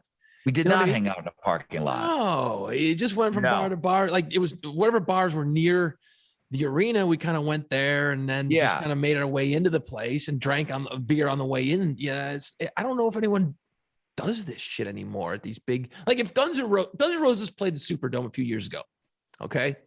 Now, again, the Superdome is a unique place because it's indoor and people tailgate before Saints games outside, but it's not the same. It's just not the same here, because you can drink here anywhere you want to go. Yeah. I haven't partied outside of a fucking venue before a concert, like in that traditional way in years. Now, granted, I'm not 20 years old either. So, but if I came to Houston and you said, hey, we're going to fucking go see whatever at some venue, I'd be like, yeah, let's do it right, dude. We're gonna have to link to the movie. I'm asking everybody that listens to this podcast. I'm asking you, in addition to listening to us, I'm asking you for 16 minutes to watch this documentary from start to finish. You can make fun of it. If you're making fun of that, you're making fun of me because that's what we did. The other thing that's interesting is, we live in this YouTube era now where even people that aren't trained professionals like Jason and I, Jesus, they know how to handle themselves when a microphone's put in front of them. They know how a camera and a video is being taken. Everyone kind of knows how to do it. Think about, you have a guy with a big VHS camera in front of you, and it's as clunky as your dad busting it out on Christmas morning, and nobody really knows how to do it. Right. There's people on TV, and that's it. So they're dumb. It's terrible. They're dumb. The people are, I just noticed there was a big difference. People would not act that way in front of a camera anymore because it's going to be all over the place and you don't want to look like an idiot. Somebody's got a camera. No one's ever going to see this. Oh, yes, they are. 35 years, they're going to be talking about it later. Well, and if you really pay attention, because I pay attention to all the dumb production values of everything. Whenever I watch a movie, I'm looking at everything, nowadays. And these guys who made it were so bad at making it because they had a handheld microphone. So they would put the microphone into the person's face, and all you'd hear is, I'm sorry about that. It sounds terrible. And then, but some of the stoners grabbed the mic and just did it on their own. But then they're asking questions, and they're like, "Hey, so what's up?" And then you hear the guy overmodulating the shit out of it. And you're like, "I didn't hear the question. What was the fucking question?" Like there was no post production. There was nothing. It was literally two guys who got lucky as shit who got this tape out. I mean, these two bastards who made it, lucky that they've squeezed any money out of this thing because it's terrible. It's really terrible. But the slice of life, I mean, I'm watching it. I'm like, I'm picking out the cars. I'm going, oh, my buddy had that car. Oh, yeah, my cousin had that car. Oh, there's a van. Anytime I see a van, I go, that dude's got a lot of beer in that van. That's the guy you want to go hang out with because he brought fucking tons of beers because he's got the van. What's funny is, yeah, I took my van to a bunch of concerts. We partied in my van. Yeah. Big time. We partied in my van. What's funny is it's the 35-year anniversary and the guys that made the movie are putting out this merchandise.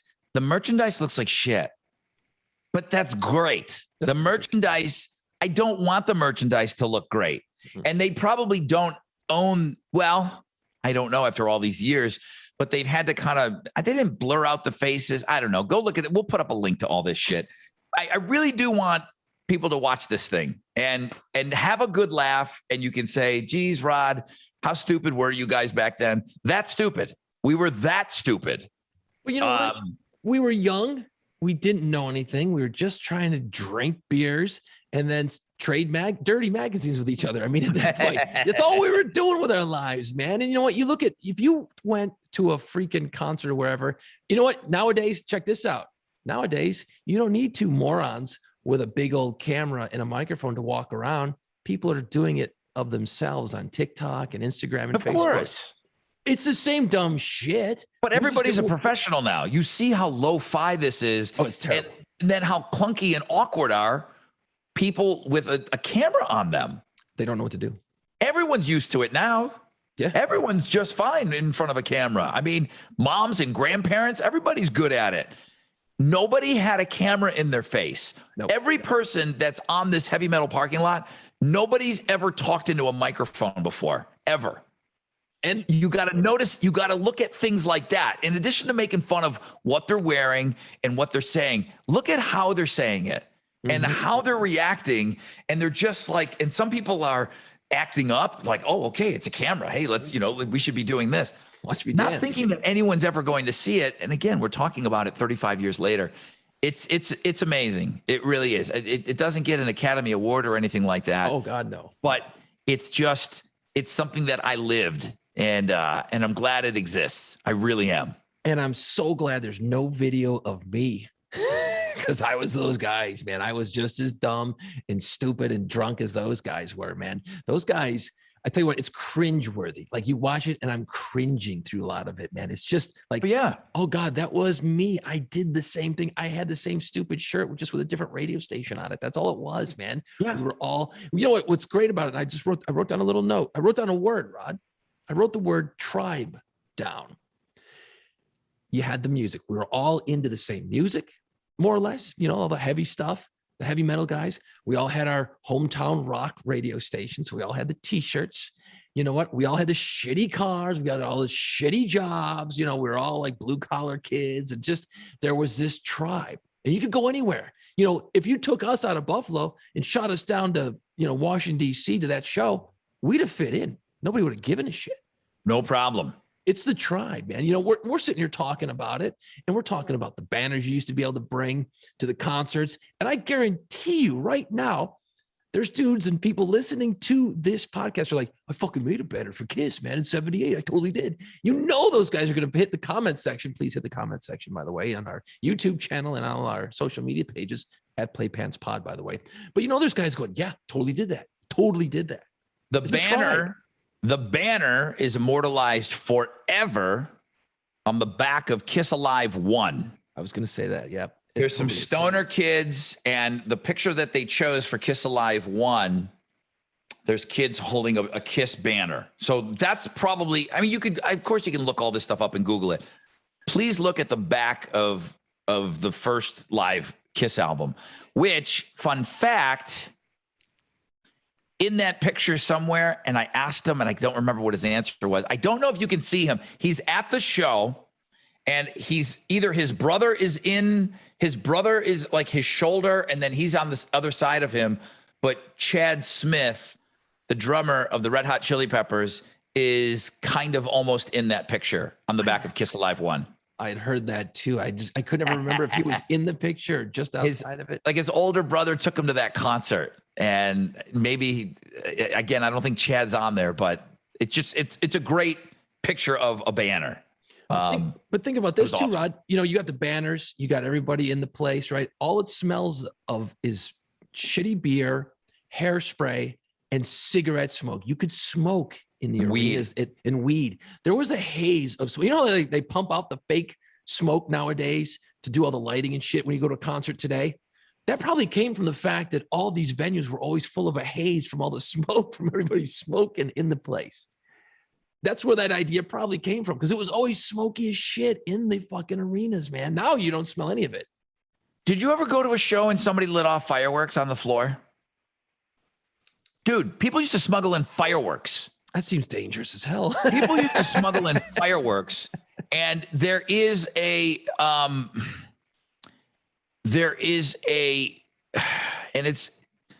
kind of happened maybe early 70s, but it was the thing, and I can't believe that it was a thing. There's an Aerosmith album, and I think it's called Live Bootleg.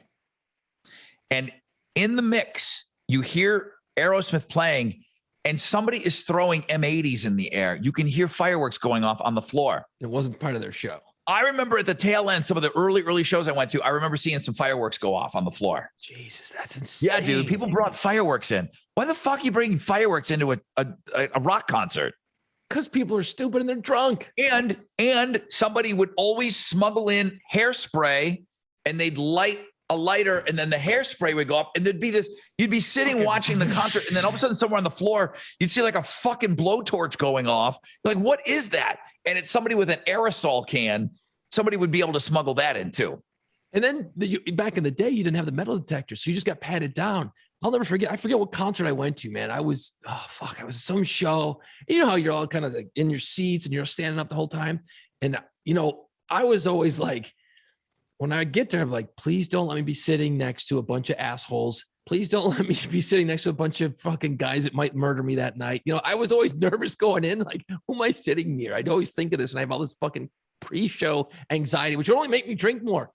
One time I get in there and I look to my right, and there's these guys, and they had like fucking leather jackets on, and they looked fucking scary, dude. Oh, like, yeah, concerts were intimidating, man. You just wanted to kind of blend in, especially when you're young. You're going to your first couple of shows.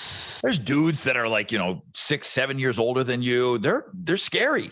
Fucking dude sitting there, right? And we're like in between shows or whatever, the changeover. You're sitting there, and people are running around getting beers, and this guy, and these guys are big, and he's fucking sitting on the seat, and I'm sitting next to him, and I just happen to look over, and he fucking pulls out a switchblade. He goes, psh, and the switchblade opens up, and he looks at me, and I lock eyes with him. I'm like, holy fuck, he's gonna stab me. And he starts picking like the crud out from under his nails or something. He must have been like a grease monkey or something working on cars. And he's just sitting there looking at me. I'm like, dude, I don't think I closed my eyes the rest of the night. I was so scared, but it was just him. But I was so like in my head, like, oh my God, he's gonna stab me.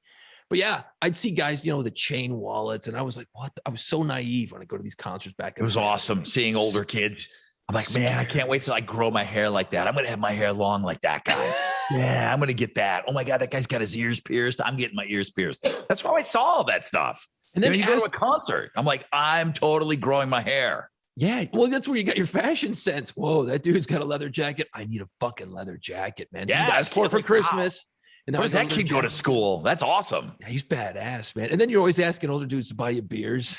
Hey, man, I'd be fucking 19. Hey, dude, can you give me some beers? And they're like, yeah. But then they'd always fucking take your money and run, or maybe that would just happen to me all the time. I'm not sure. But yeah, you'd have to buy. Concerts were a fucking lot of work. You'd have to buy them something. You'd have to buy them a 6-pack for them. Right. If you wanted a 12-pack, you like, dude, okay, get yourself a 6. We'll pay for that. And the guy always wanted, there was always some sort of a barter system. It's the cost of doing business there. Heavy Metal Parking Lot, it turned 30 years old this week. 35 years old this week. And I know we've talked a lot about it. We'll definitely link to it so that you guys can see this and watch this. You can just look it up yourself. It's on YouTube. And there's some other things on YouTube dealing with it. I saw I didn't have time. I saw Where Are They Now? I don't know if they tracked down some of the stoners and the dude on acid and whatever. Please do me a favor. Go and watch the beginning. It's the guy that says he's going into the Army in 2 weeks, or I'm going to be in the Air Force in 2 weeks, and he's 20 years old. I swear the girl next to him says she's 13. I'm like, God, no. Jesus Christ. 13 going to a fucking Judas Priest concert? Holy shit. Yeah. With 20-year-old guy with a bandana around his neck, mirror glasses, drinking a beer in front of their Camaro. It's like, 13. I think she says 13. It made me sick. I was like, oh shit. And how many times would you walk out of a concert, right? It's you and the boys, right? Like maybe you drove or somebody drove and there's like 5 or 6 of you squoze into a car or your van, right? 5 or 6 of you. Oh yeah. You get out, okay, we'll meet the front gate, we'll meet the car out like within a half an hour afterwards. And you showed up with 6 dudes and 4 come back. And you're like, where the fuck are the other 2? No cell phones. No cell phones. So you're walking around, you're whistling in the parking lot. Where the fuck are you? Dude, there was always so much bullshit that went on with these concerts, but it was totally chaos. But we did it. Chaos. We did it all the time. We couldn't wait to do it again. But we did it. And then we talked about this in other podcasts, but buying the t-shirt, and if that concert was during the week, you didn't have time to wash that shirt. And Jason just told you, smoking, weed, everything. You're wearing that shirt that reeks, but you're wearing that shirt the next day, and it's the sickest flex ever, man. You're walking in the halls in between class, and you see somebody like, you were at that. You were at Maiden last night? Killer. That's right, bro. You just felt like you were the cool. You felt like you were the cool kid when you had the concert shirt on. It goes back to my word. You were part of that tribe, right? Because at school, you got your cliques. You got the jocks, you got the cool chicks, you got the hot chicks, you got the weird kids, you got the nerds, you got the rockers. And you saw that guy in the hallway that you didn't know maybe. Maybe he's an older kid or a younger kid, but you saw that shirt. You're like, fuck yeah, dude, you're part of the tribe, bro. And you had to save $15 to get the shirt. $15. It was, $10 for the t-shirt and $15 or $12 for the 3/4 sleeve. You see a lot of that in heavy metal parking lot. You see a lot of, we called them jerseys. Yeah. But that 3/4 sleeve where the sleeves were different color. I'm wearing one right now. Actually inspired by that whole thing. You got to cut off the fucking, you got to make it a half shirt, bro. You got to make it a half shirt. Yeah. And then you're doing some biz. Now you got to go out and buy like a 78 Monte Carlo and drive around. That's going to be not something that I do anytime soon with my belly hanging out of a half shirt. And to be honest with you, I don't recall anyone ever picking up chicks. At least in my groups. No. But you talked about it. You hoped it was going to happen someday. But no, nobody picked up chicks. It's just because you saw people from other areas. And you're like, oh my God, where are you guys from? Oh, no, dude. There'd always be, because then, you know what? You're all in your age groups. Well, you got other high schools, right? And there's always high schools that would fucking hate each other for whatever stupid reason. And then there'd be fights in the parking lot because this high school hated these fuckers. And there's, oh, dude, the shit that used to go on those parking lots, man. It's like its own little world. Those guys damn it. Those guys should have done a better job. There's so much more to cover in this story. I wish I had access to a camera back then and filmed some of the stuff. But then I'm like you said, I'm glad that we don't. No. All right, let's get into some final thoughts. I'm going to start right here. I gotta get in these last couple of weeks here. Breast Cancer Awareness Month. So I'm wearing one of our shirts. It is a jersey, 3/4 sleeve. Smells like weed. Go. Here's another logo that I ripped off, and it's that was original. It's kind of a Go Astros, but I got the pink in there. And so Pink Power this month, Breast Cancer Awareness Month. Our money goes to breast cancer research. The Rod Ryan Show Cares store. Everybody switch over your Amazon accounts to Amazon Smile. Shop on Amazon Smile and just pick a charity. Pick a charity that you're fired up about.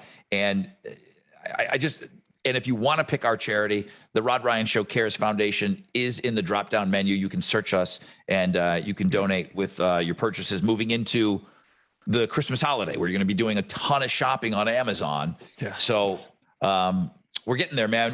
We got our golf tournament. We're recording this on Tuesday. So car show was a huge success. We made over 10 grand at that. And then golf tournament, I don't know how much money we're going to make at that, because there's a silent auction and everything, but busy month, great month, super rewarding month. And I know you're going to be doing some stuff next month. I saw some little teasers that you've got going on. Yeah, actually, that was kind of my thing too, man, is, I was inspired last year during COVID because I wasn't doing fucking anything. And I was getting sloppy. I was eating too much. I was drinking too much. So I started running. Okay, like a year and a half ago. I went out the door and I just ran a mile. And I'm like, hey, that was cool. And I feel like shit. And oh my God, I'm out of shape and all this stuff, right? I haven't stopped running since. I've been running fucking like pretty much, like Forrest Gump running ever since, dude. And I've lost 30 pounds since COVID began when I first started running, 30 pounds. And I'm in like fucking ready to run. I could run from here to Houston and back and be like, okay, now what? I'm in pretty fucking good shape. I'm not going to win any races. Don't get me wrong. I'm not fast, but I can just run for a long period of time. You So like it? You know what? It's become, you know, you need. Or is it just something that you do? I like it because there is a high that comes with it. There's there's the going through my day, and I do it early in the morning. So I've already started my day ahead of everybody else. I've already ran 6 or 7 miles every day, and I feel great. You know, I've got energy for days. I'm just, you know, I've been eating right for a year now. And last year in November, I just kind of threw together really quick. I was like, you know what I'm going to do for November? I'm going to run a 5K every fucking day in November. So I did. I ran a 5K, which is like 3.1 miles every morning for 30 days. Okay. Great. I videotaped it. It's all on my personal YouTube page. And I just kind of, and the reason I do it is because I was seeing all my friends bitching about they felt like shit on social media, and that just, you know, COVID was depressing everybody and all this stuff. And I'm like, you know what? Let me turn that around and see if I can't. I'm going to run anyway. So why don't I do something? So it worked out pretty well. A lot of people got inspired. I got a lot of people off their couches and got them walking or jogging or biking. I'm not saying you got to run with me, but just do something, get your ass moving. And, you know, there's sort of this mantra about how I kept saying, you know, well, dudes are dumb. We never go to the doctor. Dudes are dumb. That comes up all the time. Like that comes up on the radio show, but that comes up on this podcast a lot. Yeah. We talk about dudes being cement heads. And if you don't have a chick that's like, you know, hounding you to go to the hospital, there's a lot of guys out there that just put it off, and you can't. You can't, and you got to go at least once a year. And that's kind of what I say. I'm like, man, and most of the shit that we have to suffer later in life is fairly preventable if you keep your shit together, eat a little bit healthier, skip that third cheeseburger, you know, all that good stuff. So anyway, this year, and I'll get more into it in the next couple of podcasts. This year, I've upped my game. I'm doing a 10K a day. The month of November. That's 6.2 miles every single day. And that works out to like 186 miles for the month I'm going to run in November. And it's all just to say, hey, guys, look, you don't have to run with me or run 6 miles every day. Maybe you just want to take a walk. Maybe you got bad knees. Take a walk, take a swim, take a bike ride. Just get up and move around. It's kind of my message. And go to the fucking doctor once a year. That's it. That's my whole thing. I'm not raising any money. I'm gonna let you do that. I want you to raise the money because you're doing such a great job at it, right? I just want to spread my message because dudes are meatheads. We're fucking dumb. I would never go to the doctor if I wasn't married. Would you? Would you be going to the doctor every year? Were you good about it? I actually, I mean, I don't know what it is. The doctor, the dentist, I just always went. Yeah. I don't know. I mean, I'm not the healthiest person in the world, but I always went to the doctor because there's a lot of shit in our family. Yeah. And there's just, I mean, I come from like an unbelievable lineage of unhealthy people. So I did realize that early on. So everywhere that I moved, I always got a doctor, and I just said, let's just go do it. It's not that big a deal if you do it all the time. It's the same thing like the dentist. If you talk to somebody that hasn't been to the dentist in years, they're scared to death. They're like, I don't know what's going on in there. I haven't been in a dentist chair in forever.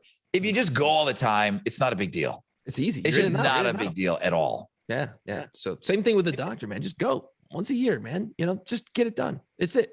Put it on your list, make the call, schedule the appointment, take a couple hours out of your day and go do it. And you know what? Afterwards, I always like, all right, cool, man. I got to work on this. I got to work on that. You know, it's never the most pleasant thing, but when the alternative is worse. Correct. And this goes hand in hand to what you're saying. People that haven't been to the doctor, they're worried about, okay, same thing with the dentist. Man, I haven't been in so long.